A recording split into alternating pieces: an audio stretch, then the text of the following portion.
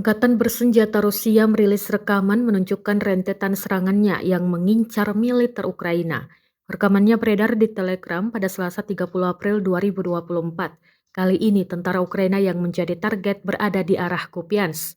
Dalam keterangan unggahan disebutkan, unit tentara tank ke-1 Rusia membakar peralatan angkatan bersenjata Ukraina dengan tembakan artileri.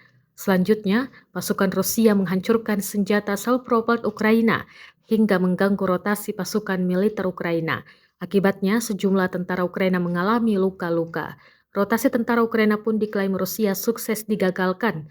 Rekamannya pun kini telah menuai berbagai komentar dari warganet.